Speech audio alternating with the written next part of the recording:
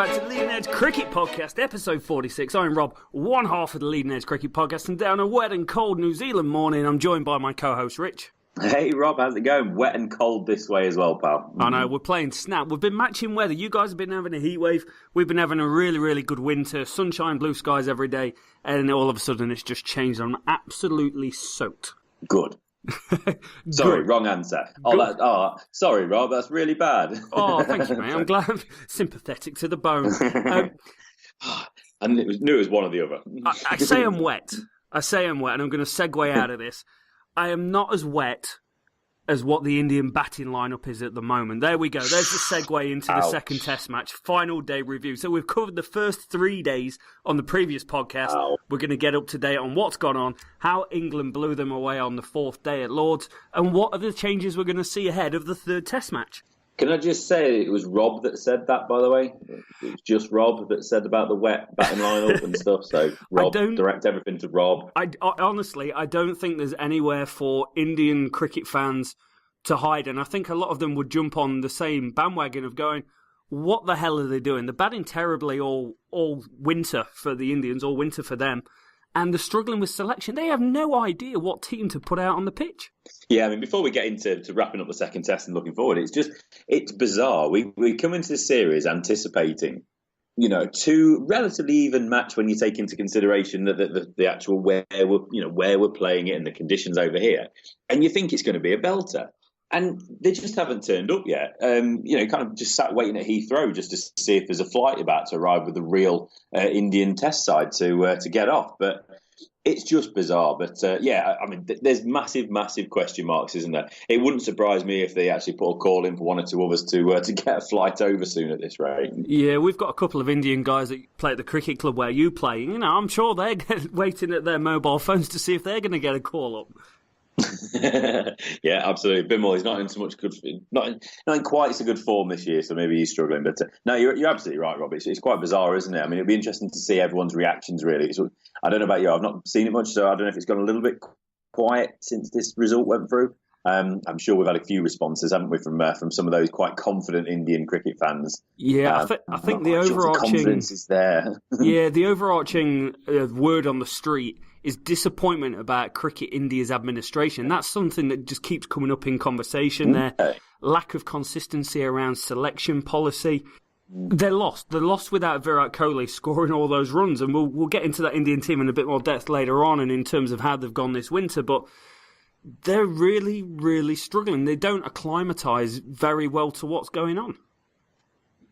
Yeah, I mean, we thought initially, before the Test series started, that they were over here for white ball cricket. That went pretty well, didn't it? They seemed to be getting in the conditions pretty well. They had a game against Essex, which I thought initially, that sounds like pretty good prep, but apparently it was supposed to be a 4-day game. India actually wanted it to be a 2-day game, and they ended up settling on a 3-day game. So obviously the desire wasn't there to play much cricket. So India, they've only got themselves to blame. It seems bizarre if there's over here all this time. They could have got in a couple of 2-day games or at least a 4-day game and maybe a 2-day or something. But just get out there, play more, play the conditions a little bit more. But it's disappointing at the moment. I'm going to use the phrase that other people, apparently the street is using. It's quite a polite phrase for the street to be using that, Rob. Disappointing. It is. It's very not what I'd link with the street. No, it's not. The people on the street are using the word disappointing, and I'm disappointed in myself for saying that they're using the word disappointing. So let's crack into the end of the second test, because the first 3 days we've covered in detail on the previous podcast, but they were exceptional days for England, and England started this day still batting, 357 for 6 with Wokes, 120, and Bairstow got a load of runs and Sam Curran at the crease. What did England go and do? Yeah, that's it, Rob. So, I mean, let's just wrap it up, really, the test match. So, I mean, obviously India started first in 107 all out. We knew about that. It was just so frustrating, wasn't it? England in their first innings... They just had to tee off, really. I mean, to be fair to Shami and Sharma, they bowled pretty well in the morning. Yeah. Curran got himself a few more runs. He got himself up to 40 before he tried to flail one. I think Joe Root was basically stood on the balcony, wasn't he, just waiting to call them in. Yeah. But whilst the boys were trying to get their hands for it, I think he was trying to leave them as long as possible. But Curran, he got on with it a little bit, but then he got caught down at third man, kind of big, thick outside edge. the flyest fly slip you could imagine down there, Mohamed Shami. So Pandya picked up that wicket, and then they called him in. So 396 for 7 declared. A very healthy lead, Rob. Yes, yeah, I think they've done well there. They didn't bat too long. They went out with intent, and it was all about getting the Indians back into bat. Yeah, and we discussed that, didn't we? Obviously, the weather was a bit of a concern, but it wasn't too bad. There was a little bit of rain around, so it was probably one of those. Look, get out there, make them put the whites on, make them have to have a run around, make the bowlers have to get a bit of a sweat on. Just put them out in the field, and obviously it worked a little bit because Virat Kohli, he wasn't comfortable. He had a bit of a back issue, didn't he? Yes. So because of the time he'd been off the field, he couldn't bat when he wanted to. So the tactics from England to get India out there for a while and waste their time a little bit did actually work, and it just kind of pushed them a little bit, didn't it? Just kind of rubbed the nose in it a little bit more than India maybe would have wanted. So that's where we were anyway. And then it was just a case of, when will England bowl India out? Can they bat long enough to see if there's actually a chance that weather can get involved? I mean, if they could have batted through the whole day, then you give yourself a chance the fifth day. You never know. It could rain all day. But obviously that did not happen. And England just got to work, and they bowled India out for 130 and 47 overs. So it's an England win by an innings and 159 runs, Rob. Well and deserved. An absolute slaughter. Yeah. Devastating, destruction, all those sort of words you might want to attach to this performance. But India, it really was frustrating for them, wasn't it? Murali Vijay, we had high hopes for him for this series. He looked okay in the first test, didn't he? Yep. I thought he looked okay. 20. What did he get in the second innings in the first? 20 and then a 6. So that 20 maybe is the one. He got a hell of a ball in the first innings, and he got a pretty good one in the second one as well, didn't he? A duck again. 8 balls faced, and Anderson's 100th Test wicket at Lords. I think the only people have, exactly. And I think the only players that have took more wickets at individual venues is in 3 different venues. I mean, it was in the SSC in Colombo, Kandy, and Gaul. So, what an absolute achievement that is for Jimmy Anderson, and Murali Vijay being the man to get it as well. That's not bad going. Yeah, it was his 550th Test wicket as well. He ticked off that milestone with the same wicket. Yeah, just an incredible. I mean, Jimmy Anderson, he's 36 now. If he's finished before he's 40, I'll be shocked. Yeah. He just looks like he's going from strength to strength. His speed's pretty much there where it used to be. The swing's still getting it. He looks fit. He looks lean. He looks limber and sharp, and he's just going to keep going, isn't he? I was thinking about this while I was watching it. I think if he was a different nationality, I think we'd probably appreciate him a little bit more. I think we'd actually rate him higher than we maybe do. Yep. I'm sure we're starting to kind of say, he's in the best England 11 now, and la, but I don't think we quite appreciate him. If he was an Aussie doing, taking all these wickets and performing the way he still is, we would be called, really would be opening that conversation of asking, how good he is, or how good is he in the all-time stakes. Yeah. But just truly unbelievable, really, what he's doing, isn't it? So next man to go, KL Rahul. He's had a bit of a tough step up from 3 to 2. He's not really got going yet either, has he? Another Jimmy wicket. Pujara again. Pujara, he really tried to stick around in the 87 balls. Rather than looking at his 17 runs, at 87 balls. I think if you're an Indian, from the Indian perspective, I think you've got to be relatively pleased with Pujara's resistance. Yeah, you've got to be. He tried to get his head screwed on, and he's there, and he's going, I'm going to bat a long time. I've had a bad time in Yorkshire. I've had a bad time batting in England previously, but I'm one of the top 10 batters in the world. I am good enough to play this ball. And he did. For 86 of them, he was absolutely fine, and he was looking pretty solid. And then Stuart Broad just pops along and does what Broady does. Yeah, exactly. I mean, it was a bit unlucky, really, wasn't it? Pujara, kind of played on, but it's just one of those things. Broady's going to get that. He has bowled pretty well in this test, but he's been completely overshadowed by Jimmy Anderson and obviously as well Chris Wokes. I thought Wokes bowled really well as well. So, but it's nice to see Broady get the wicket. Disappointing for Pujara. I think he's obviously going to stay in that position, or at least bat in the top 3 anyway. But big questions to come really in that top 3. Rahul can't seem to get a run. Vijay is just on he might have just had a bad test. I'm sure he'll be around for the next. There's got to be a question mark, really. They've got to stop being at 30 odd, 40 odd, 50 odd for 2, 3, 4 wickets down. They just can't keep doing that if they're going to, get a basis to actually try and build a score big enough to actually win a test match. Yeah. Rahane came in at forward, didn't he? Because Virat Kohli had left the field for a little bit too long. And Rahane was the next man. He was the third man down. Jennings got a catch at slip off Stuart Broad. Nice to see a catch at slip as well. Yeah. No, Broady, when he gets on these spells, he's pretty destructive, isn't he? And, Rahane went and Pujara went within the space of about 6 overs of each other. But more importantly, 3 for 35, 4 for 50. And then the next man up was Virat Kohli, making it 61 for 5. It's just... England, when they get on this roll, and we've seen it time and time again over the years, when they've got their backs up and they are gunning for it, I struggle to find a better team at actually taking control of a situation when they're running through a team. They're incredible the amount of times they can blow a top order away. Yeah, definitely. You corrected me right there. Rahane went before Pujara, didn't he? I'm getting myself confused here. Yeah, absolutely. And I mean, I just don't know what to say really with Virat Kohli. I mean, he got himself 17, 29. He looked okay again, didn't he? But I guess nobody really wanted to bat in this second innings, did they? I think they were just ready to get this one done, get up to Trent Bridge, reset the clock. But yeah, you get through. I thought Pandya batted quite well. I thought he looked okay. Got himself 26. He's starting to settle into this series a little bit. I think he did okay with. But then Dinesh Karthik, that's one we want to kind of talk about, I think, in a minute. First ball, he's gone, LBW. Yeah. I don't see how he keeps place for the next 10. No, nor do I, actually. I did feel a bit for Kohli. Kohli apparently was struggling with a bad back while he was out there, so I was like, okay, he's trying to take one for the team. Dinesh Karthik, he's just got a whole string of fails this series so far. I'm not quite sure how he turns the corner. He is a bit of a stalwart of the team. He's 33 years old, but he's still only played 26 test matches. Incredibly, in 26 test matches, Rich, he only averages 26 with the bat. So there's huge room for improvement, whoever the next cab off the rank might be.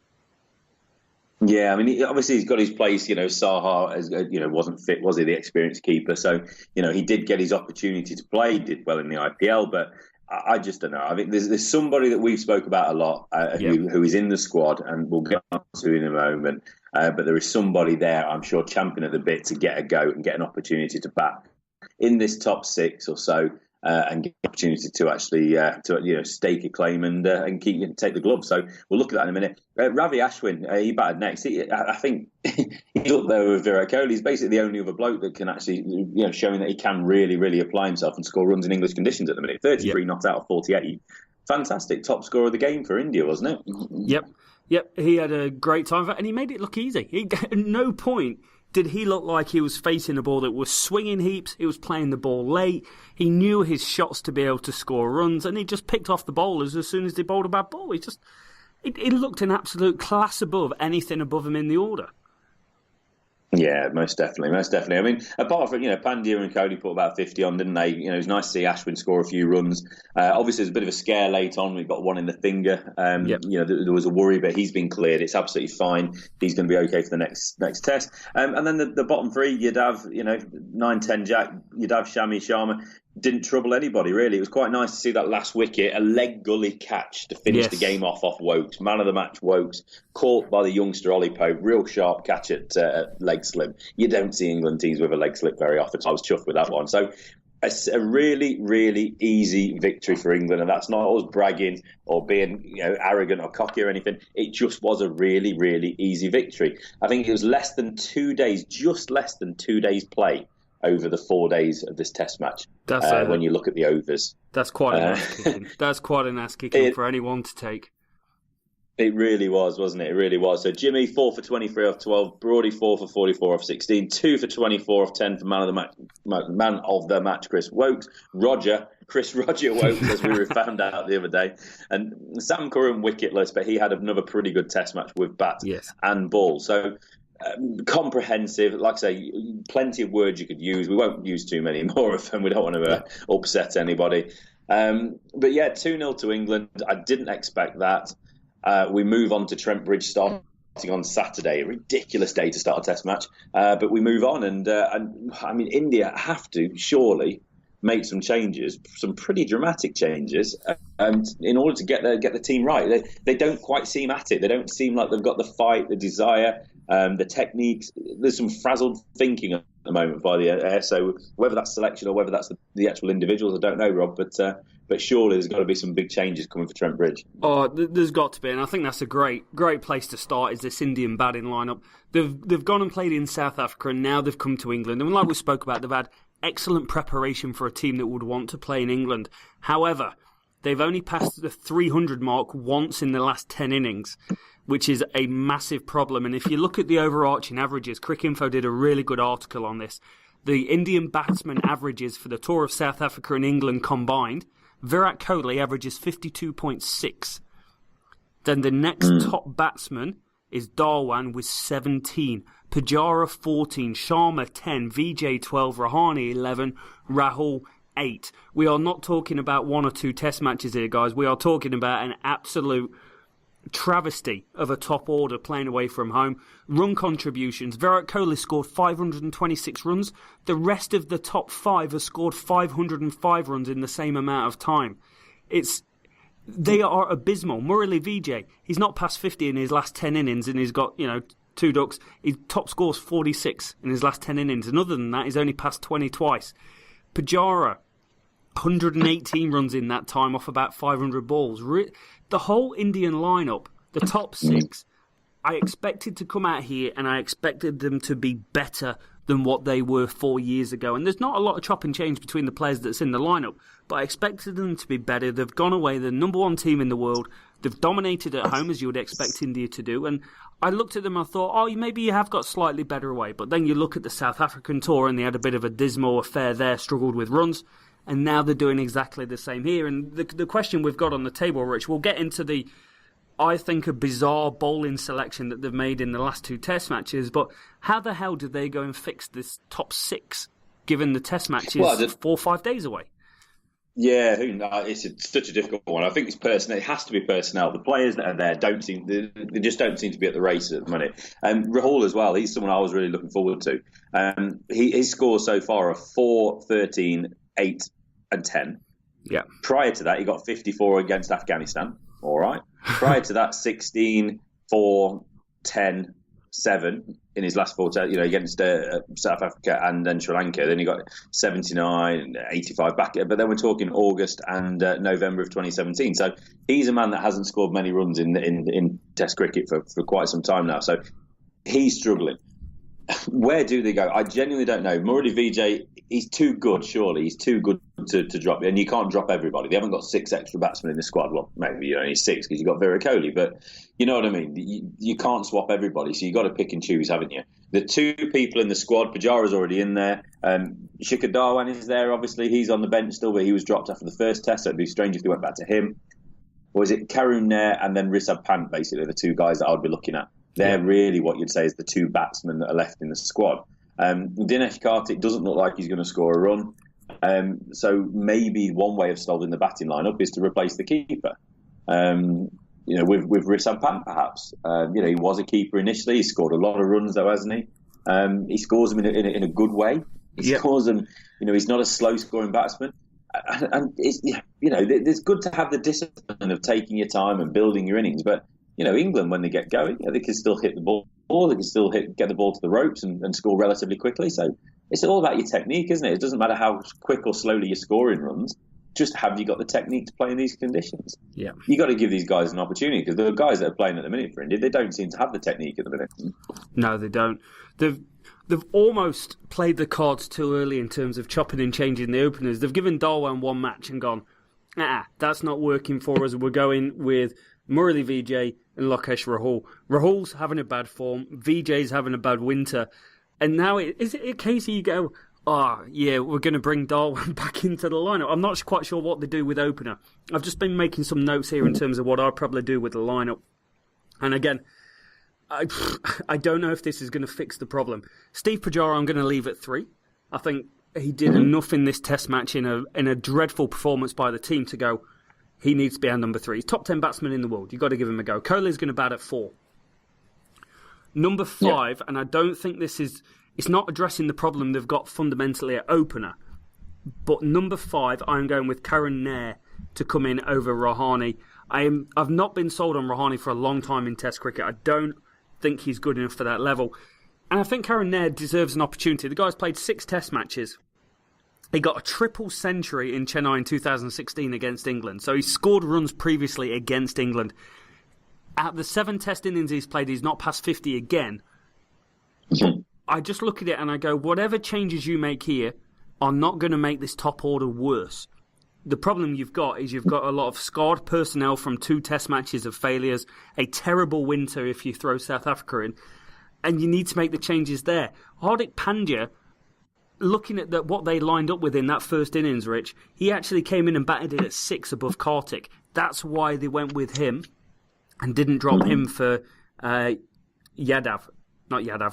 for Jadeja. That's why they went with that option, because they're almost in the same frailty position as England, where they're trying to pick someone that can bat as well as bowl to try and even up the problem they've got at the top of the order. I think I'm with you where I go Rishabh Pant at 7 as well, and they're the changes I make. Kuldeep Yadav, I actually felt like he was a bit of a waste of space in that Test match. Yes, the conditions wasn't conducive to spin, but I think he's the wrong option. JJ, we spoke about it. He just gives you so much more with the bat in terms of what he does to that lineup. Yeah, so before we kind of get too far involved in the bowling side of it, so let's go through your top 6 again. So you're going to stay with VJ opening, are you? Is that what you're saying? No, I'm actually going to drop Murali VJ. I think he's too far gone in terms of bad form. So I'm actually bringing Dhawan in to open with Rahul. Right. What about Pujara stepping up to open? Pujara is an option to step up to open. I don't know if he's batted there in his Test career. I'm going to quickly see in the offline to see if I can pull up the stats. But so you were going to keep Rahul, were you, with the opening, were you? I am. It's purely because I actually think he's a very good player. Like, honestly, I really do rate him as a cricketer, and I think he can add to it. Now, the interesting thing, you see that's a great transition. Steve Pujara has batted 4 times opening in Test cricket, Rich. He averages 116 with 1 century and 2 50s and 2 man of the matches. I'd probably look at getting him as opener then. Yeah. So you can, I mean, you could then potentially move KL Rahul back down to number 3, couldn't you? Cody at 4. Yeah. You were saying you were going to drop Rahane? Yeah, I'm going to drop Rahane and I'm going to bring in Nair. And then you basically, I mean, you'd then have Pant at 6, would you, as wicketkeeper? I would go Pant at 6. I'll go Pandya at 7, and I'll go Ashwin at 8. And I think that gives you Dinesh Karthik's just a walking wicket at the moment. I feel that gives you a bit more. Well, I don't know if that is the order, because then it's a question of, do you bring in, and it's getting into the bowling, mate. It's, do you bring in Jadeja, who can bat higher than that? Well, this is what I was going to say as well. Is when we're getting onto it. I mean, the openers, it's going to be 2 of Dhawan, VJ, Pujara, Rahul, isn't it? Yeah. Yep. Now, how you actually do that, how you cut that up, who knows at the minute? And I think Pujara definitely plays, and then you've got to play another 2 out of Dhawan, VJ, and Rahul. And you really could perm any 2 from those 3, couldn't you, at the moment? Yeah.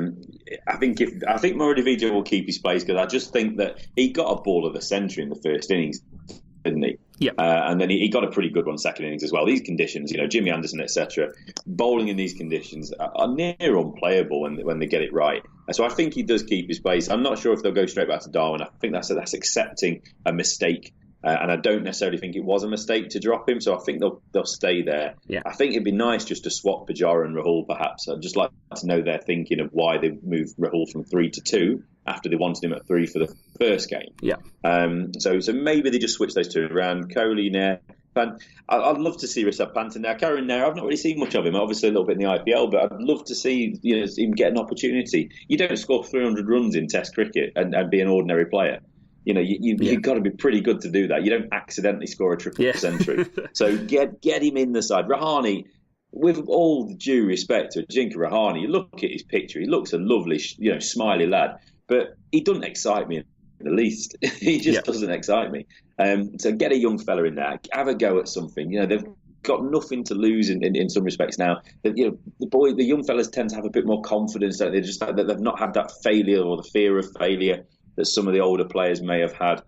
So get him in there. And then the bowling, I would have loved it. We said it numerous times, didn't we? I would have loved to have seen them chuck in Jadeja, get his little twirly moustache in there. And you suddenly with Ashwin as well. If Ashwin 8, and if you did go with 2 spinners, if Jadeja's in there instead of Kuldeep, then you've got Jadeja potentially at number 9. Yeah, which is not bad, is it? You've got your 3 seamers in Pandya, Shami, and Sharma. Yeah, unless you go different there. No, so I don't think you do. Knows? I don't think you do. I think you go with that. It's Yadav out, Jadeja in. I think he's a better spinner, and I think he's a better batsman, and it gives you more depth. You know, how many times have England bowled well against him? If you look in the Ashes, that's just gone. England bowled well against Australia in periods, but it's always the tail. We could never. That bottom 5 of Australia always scored runs, and India haven't got the lineup at the moment to allow them to score runs down the order, other than Ashwin. So bringing in someone else that can offer them that assistance is a damn good idea. Yeah, and that's what they've got to do, haven't they? I mean, the bowling has been pretty good in this series. We'll talk about it now. But the batting hasn't. So you've got to almost do what we criticise England's selection for. You've got to actually look at who your bowlers are and how they can contribute to your batting and how they can score runs. Yeah. And that's how you've got to look at that 7, 8, 9. Yeah, you've got to be looking at that part of it as important as looking at what they're going to give you the ball. So yeah, with the bowling, I think India have bowled pretty well. England have batted very well, but not all the way through. There's still question marks in that England lineup. Jennings, again, didn't really do much. Pope, obviously, is coming for his first test match. There's a question mark because it's his first test match. He's a 20-year-old guy. So not saying, obviously, we want him out of the team. He started well. He looked pretty good, didn't he? But there's going to be a question mark until he establishes himself. Yeah. So there's still questions. In Butler, for example, still a question mark there. So I don't know, with the bowling, if Bumrah's fit, he's the man. He's the X factor. He's the guy I'd like to see India get in the team. But I think you would probably. I think it'd be very disappointing for Shami or Sharma if either of those were dropped out for a different seamer. Yeah, I think they are trying to paper over the cracks they've got with the top order by playing people like Pandya. But if Bumrah's available, Bumrah plays, Sharma plays, Mohammad Shami plays, and you try and bowl England out. And you try and bowl England out better than what you're doing, because you're bowling okay. Like, it's the batting that's the real problem. And it's a real hard one to fix, because if Bumrah's available, I want to play Sharma, I want to play Shami, and I want to play 2 spinners. Yeah, absolutely. I mean, another bowler I mentioned before, I think one of the other games, Shardul Thakur. I liked him in the IPL. He got some swing with the ball. I just wonder if he's somebody they might actually consider. He's probably not the quickest bowler they've ever had, but he might do that Kumar role, Bhuvaneshwar Kumar role, and it'd be interesting to see if they can match the English conditions or the England sort of bowling attack. Some of the talents, with the Wokes, the Currans, the Andersons, they're not express pace bowlers, but they do swing the ball. I just wonder if the core might actually be a shout somewhere. Yeah. Like I say, how you kind of shape this batting line about. If you went with 2 spinners, sorry, Rob, if you went with 2 spinners, you could go Ashwin, Jadeja, 7 and 8, and then it gives you that opportunity to play an extra bowler, a seamer, if that makes sense, doesn't it? Instead of Pandya, and just strengthen that bowling. But yeah, sorry, you were going to say, man. Yeah, it's a difficult one, and I think what we're doing is probably what most of India are doing at the moment, where they're chopping and changing, trying to work how the hell they plug the gaps, and it's like the bucket that you keep taping over and another hole pops open and you try and cover that crack. That's how it feels, because we've been in this situation with England, and 2 test matches down the line, we could be looking at the England batting lineup exactly the same. England's batting lineup has been a failure at the top 6 pretty much the whole series. It's papered over by the fact that India's batting lineup is worse and England's bowling attack is bowling better. The cracks for this Indian team is the top 6. The bowlers are doing all right. Bairstow and Wokes got away. Yeah, that's a failure. But other than that, they've been pretty solid the whole series.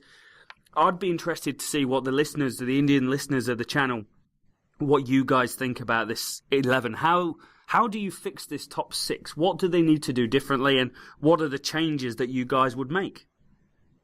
Yeah, absolutely. Yeah, definitely. Really love to know what people are saying. We've got our suggestions. I mean, I think if I think we've probably got 2 11, so there's no point us going through and saying what we want. But we definitely, I think we're in agreement. We want to see Karen there. We want to see Rishabh Pant. I think we'd both quite like to see Pujara go up to open. He might give us, shown that grit, he's shown that technique. He's hung around. He's faced more balls than most people. Get him into that opening spot. Can't keep losing wickets as early as you are. And then it really is a shake-up, isn't it, how you do it. with the bowlers, it's over to you. But I'd love to see Bumrah get in there. Do you know what is brilliant though, Rob? After all, that we're talking about this, we're talking about who can India bring in the team next. I did not anticipate that we would be in a position after 2 tests going England are 2-0 up.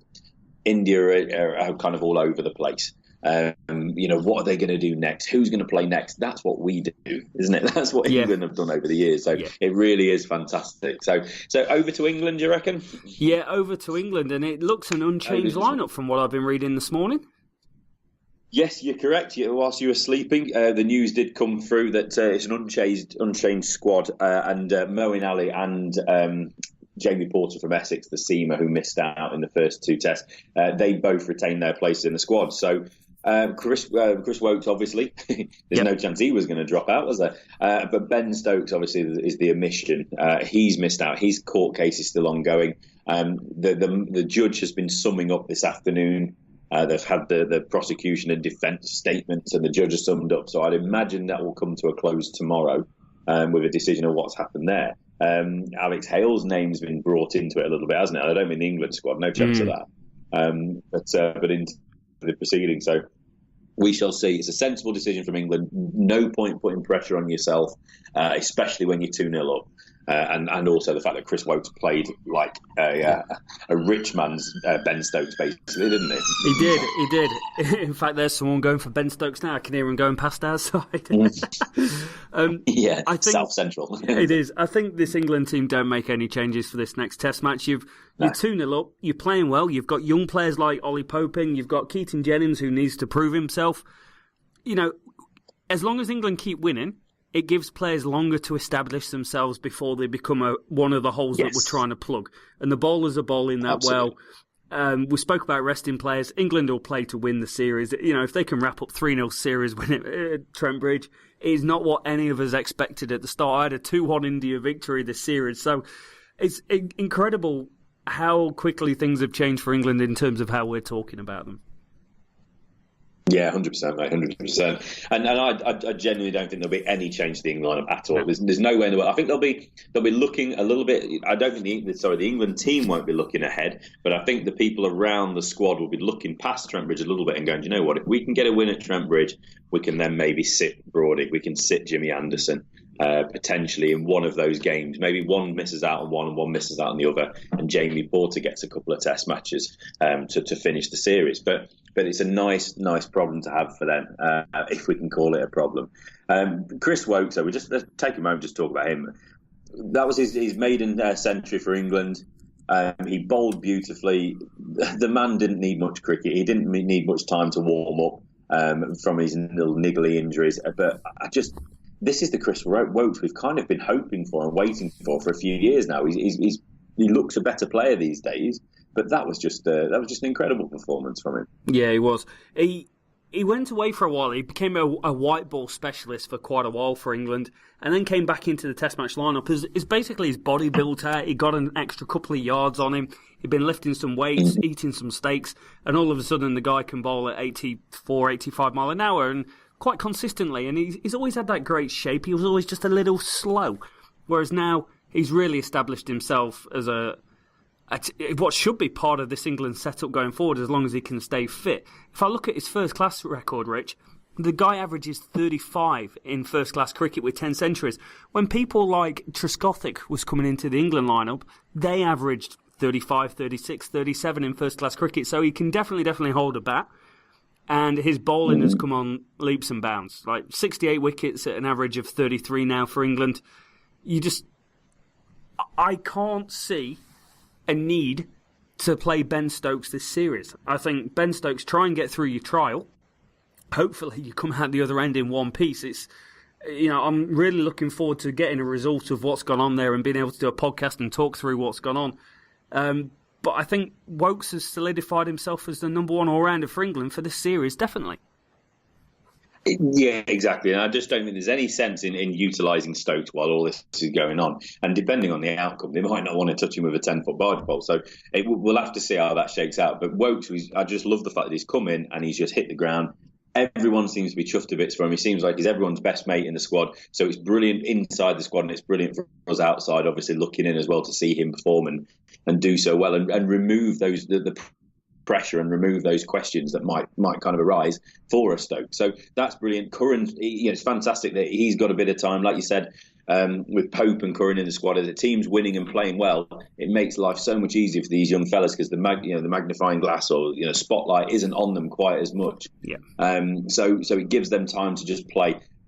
Pope kind of contributed pretty well to that game. He got a run out, the first wicket, wasn't he? He got the run out, the Kohli sort of incident in the first innings. He got a nice catch in the second innings. He was involved. He's got to know what Test cricket's all about. I'm sure he'll enjoy coming to Trent Bridge, and I'm sure Broad and Anderson will enjoy coming to Trent Bridge. Just worth noting as well. I'm sure one of us was going to mention it at some point. Most wickets in Test cricket. We're not going to talk about Murali Warner and Anil Kumble. But Glenn McGrath, 563 wickets. Jimmy Anderson's on 553 now. Yeah. 10 away, Rob. Oh, no. Does he do it? I think you're certainly not going to rest Jimmy Anderson if he's, if he takes a few extra from Trent Bridge. He's certainly playing that fourth Test. But Jimmy, if all goes according to plan, if he stays fit, surely he's got that. He's taken the record off McGrath by the end of this series. Yeah, definitely. He's. Like I've said before in previous podcasts, he's the most skillful seamer that I've ever seen. McGrath was methodical about what he did. Top of off stump, nipping the ball away. James Anderson skills people. Number 5 in the world in terms of most Test wickets ever taken. And I don't know if you've seen the overall list, but Stuart Broad's just popped into number 10 wicket taker of all time.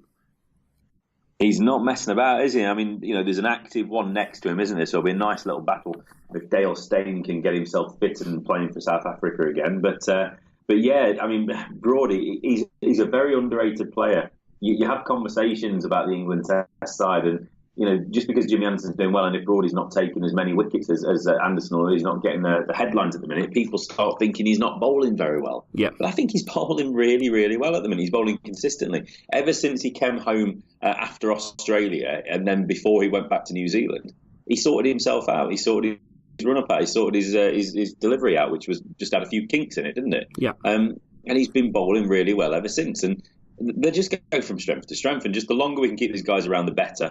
We need to find the backups. We need to find the Jamie Porters, maybe the Tom Helms, and all these other names that I'm sure we could go into at another occasion to start coming up on the outside and start kind of making names themselves. But whilst we've got Broad and Anderson, it buys us that time to make sure England do have that stock and that battery of fast bowlers coming in the background. Yeah, it has been a spoilt time for England as a fast bowling unit over the years, with Broad and Anderson doing it home and away.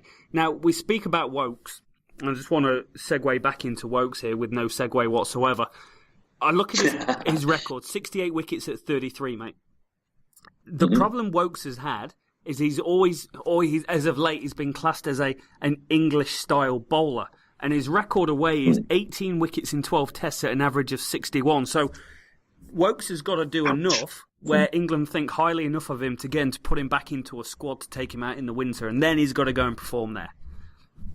Yeah, absolutely. I mean, that's the mark of any quality player, isn't it? You've got to prove yourself overseas, and that's what we're seeing with the Indian players at the moment. You can't just perform in your own conditions. So obviously, Woakes, definitely, he's got to go and do that, hasn't he? But all he can do at the moment is what's in front of him, and he's just got to keep performing. And the fact that he's scored the runs, he's got himself a century. I mean, Lords, they do like it. Broady, he got his 170, was it 176 or 146 or something, didn't he? His one and only century, he got that at Lords, didn't he? So it is nice to see these boys get runs at HQ. And Woakes, he's putting pressure on.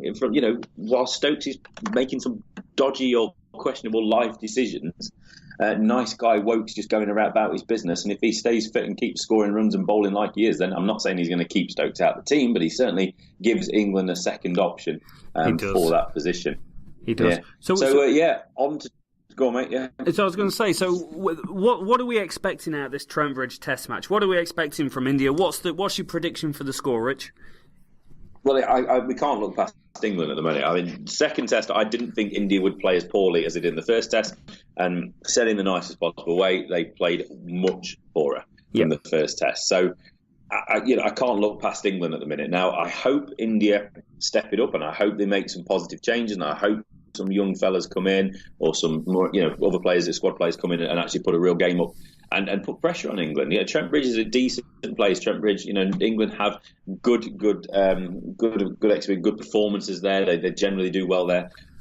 But there's no reason why you can't get stuck into England. There are question marks with that batting. If you can get some wickets, get through the top 5 or 6, you put pressure on the bowlers, and don't you? It's an easier game when you're bowling against 130 all out, or whatever, or 100 all out.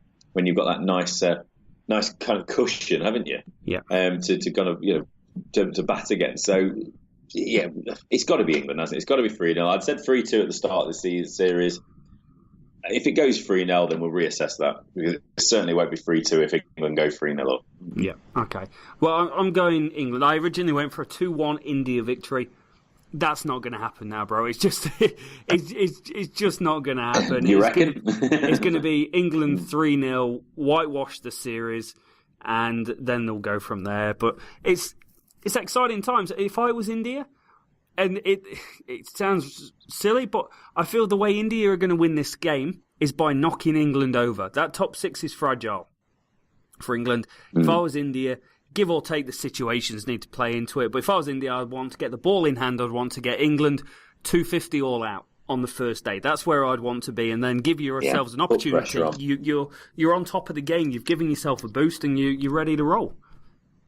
Yeah, definitely put pressure on. Get Bumrah in. If he's fit, get him in. He could be the X factor. So we've both gone for a 3-0 England whitewash after changing our decisions. Is there anything else that's coming out of the England camp, Rich? You've mentioned before we came on air, you mentioned Joe Root had something to say.